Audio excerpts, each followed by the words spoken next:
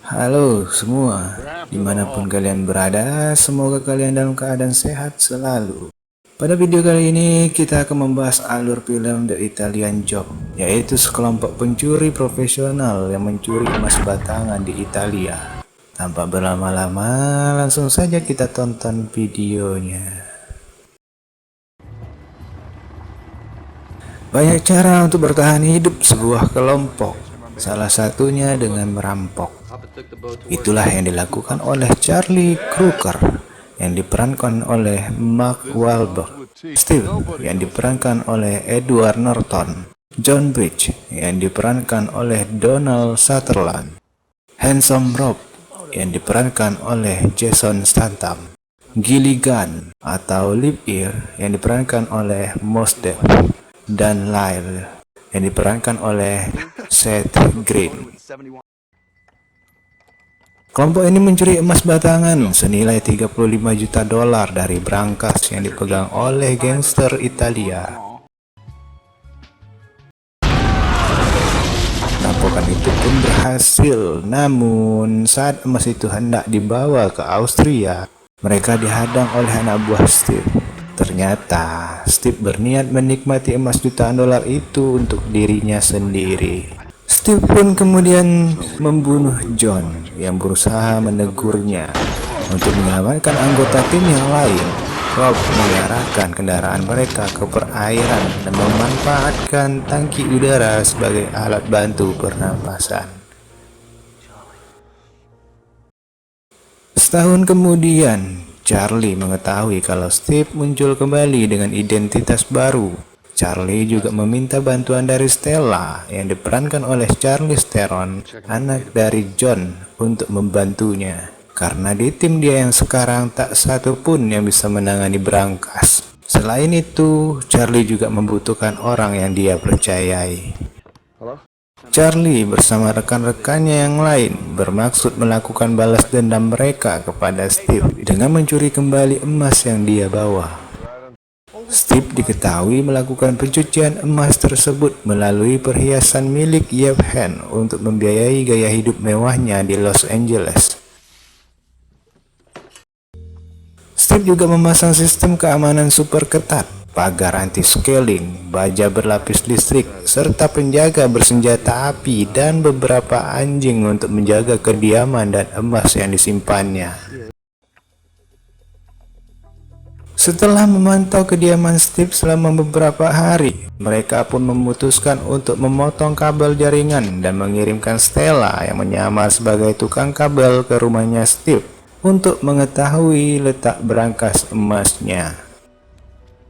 Steve yang tidak mengetahui identitas asli Stella terpesona akan kecantikannya, dan kemudian Steve pun merayu Stella dan mencoba untuk mengajaknya berkencan. Stella pun menolaknya dengan alasan kalau dia tidak akan berkencan dengan orang yang baru dia kenal. Steve pun memohon untuk sekedar makan malam saja. Stella pun mengiyakan ajakan Steve tersebut.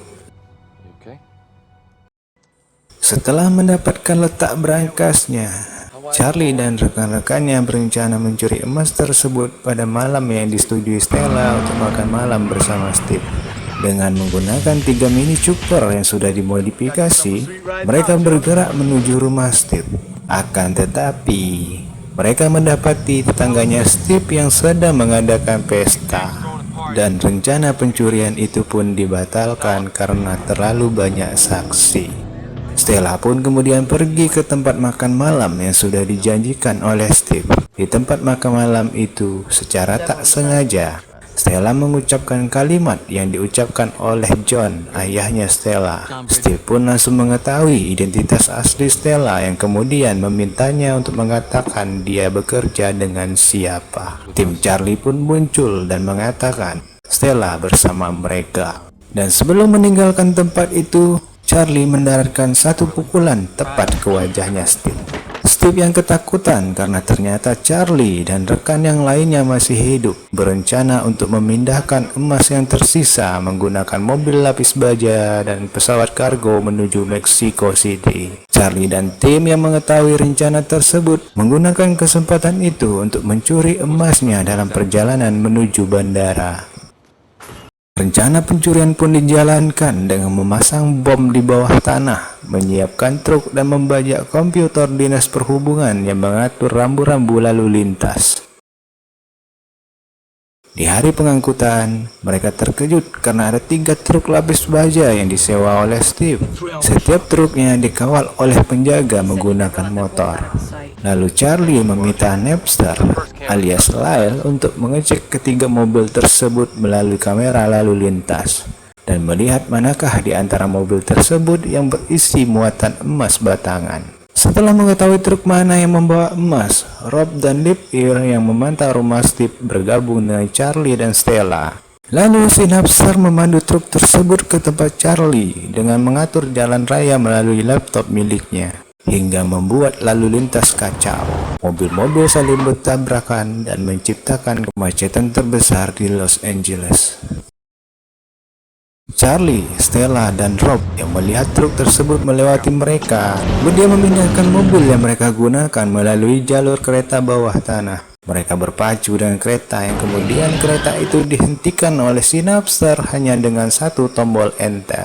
Tibalah Charlie dan tim di tempat mereka akan meledakkan bom yang ditanam sebelumnya. Ketika truk muatan emas sudah mencapai titik yang ditentukan, kemudian si Napster menyalakan lampu merah. Lip-Ear meledakkan jalan tersebut dan truk pun jatuh ke terowongan bawah tanah. Jalan itu pun langsung ditutup oleh Wrench sehingga membuat Steve jadi panik karena truknya menghilang. Usai membuka truk, mereka mendapati brankas emasnya berbeda dengan yang sebelumnya. Stella mengatakan kalau brankas tersebut buatan Israel, ada kaca di belakang pintunya. Kemudian Stella mengebor brankas itu, namun dia terhenti karena merasa kalau kaca di belakang brankas itu retak. Lalu Stella pun menggunakan cara lama seperti yang digunakan ayahnya, menggunakan sentuhan. Brankas itu pun terbuka dan mereka mengisi mobil dengan emas. Setelah semua emas dipindahkan ke mobil, mereka pun kabur melewati kota dengan bantuan Napster yang membuat green wave untuk menghindari macet lalu lintas. Steve yang mengikuti mereka menggunakan helikopter kemudian dialihkan perhatiannya oleh Charlie. Steve yang termakan umpan mengikuti Charlie sampai ke basement. Steve akhirnya meninggalkan helikopter dan mencuri truk untuk mengikuti Charlie menuju stasiun Union. Di stasiun Union, mobil dimasukkan ke gerbong kereta. Steve yang melihat hal itu kemudian menyuap Wrench untuk membuka gerbong. Ternyata Charlie sudah menunggu di dalam gerbong tersebut. Steve menodongkan pistolnya ke arah Charlie dan tiba-tiba Maskov dan anak buahnya datang. Maskov yang ingin membalaskan dendam sepupunya Yevhen, pemilik tempat perhiasan yang dibunuh oleh Steve. Steve yang berpura-pura kalau Yevhen sudah mati saat dia sampai, dan kemudian Steve membujuk Maskov bekerja sama dengannya untuk mengambil emas yang dibawa Charlie. Kemudian Charlie memberikan koper berisikan emas kepada Maskov yang ternyata Maskov dan Charlie sudah membuat kesepakatan sebelumnya. Dan Stella akhirnya memukul wajah Steve sebelum dia dibawa oleh Maskov. Charlie dan kawan-kawan akhirnya mendapatkan keinginan mereka yang tertunda karena sebuah pengkhianatan seseorang yang dianggap teman. Berakhirlah film The Italian Job ini. Disarankan untuk menonton langsung filmnya agar bisa merasakan keseruan dari aksi para pencuri profesional ini. Semoga bisa terhibur dengan konten yang kita bawakan dan sampai jumpa di konten selanjutnya.